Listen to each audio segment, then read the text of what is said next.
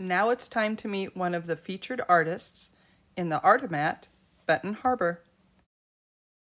Artist Dean Knupp has taken the time to answer some questions about himself, his art, and his involvement with Artomat. The first thing we wanted to know was how long he had been an Artomat artist.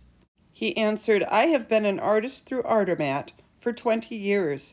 In fact, I'm hoping to complete my 5,000th something fishy art block in the next few weeks." We asked Dean how he had learned about Artomat and if it had developed from or led to other artistic endeavors. He said, "I learned about Artomat in an unusual way. It started around the time when Sheboygan, Wisconsin was hosting a golf championship.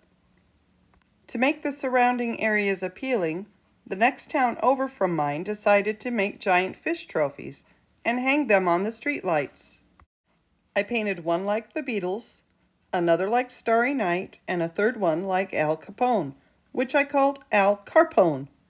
After the tournament, they auctioned off the fish, and I thought that was it. I am an artist who paints, draws, and does sculpture. I subscribe to artists' magazines, and before recycling the old magazines, I would look through them to see one more time if there was something I missed. In one magazine, there was an article about Clark and his Artomat, and how there was an opportunity to showcase artwork around the country. This really intrigued me, but what could I make that would really stand out? I used the past influence of the big trophy fish and shrunk down the size to the perimeters of the guidelines given as my prototype. I chose to make a football fish, and after using a jigsaw and bandsaw, finished my prototype and called it a perch skin. It was accepted, and I made my first 50 fish edition and sent them to Winston-Salem, North Carolina. Like I said before, I am close to making 5,000 fish. I have made Salmon D Night football, number tuna pencils, art appreciation, the puns and list go on and on. I enjoy the process of creating and painting the fish, but there is more to it than that. I cut out each fish shape, sand, prime, and sand again. I cut out the base blocks, sand, and prime, and paint river bottoms on the sides. Once these basic steps are done, the fun can begin. I can be creative and use my caricature skills to create TV show casts or movie stars, just about anything or anyone. While I am painting, I usually think of a fish pun that goes with what I made. We asked Dean where he was located and if he felt it had influenced his art in any way. He answered, "I am located on the lake shore of Wisconsin, in a town called Two Rivers." He continued, "On the back of each fish, I have this glued on.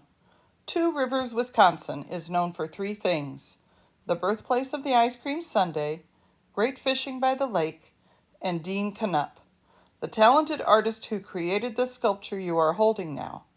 Inspired by the rich fishing tradition in his community, Dean created something fishy, and hopes you enjoy this sculpture."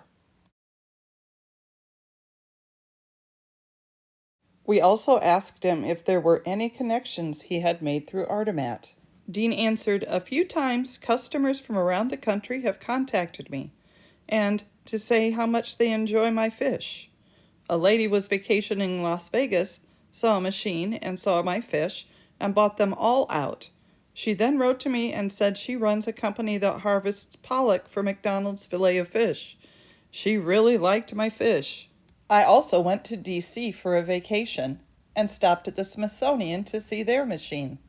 My fish weren't there at the time, but it was cool to see. We also wanted to know what Dean's favorite part about being involved with Artomat was. He said, "I enjoy the whole process of making this art. It relaxes me to create this art. I find it therapeutic that someone will step up to a retired cigarette machine and pick something fishy as their art purchase." I even have a big map of the United States that I used to have in my classroom, but now it's in an adjoining room. It has over 150 yellow stickers marking where bunches of fish were. That is a neat feeling as well, putting a new sticker up with a logo of the hosting establishment.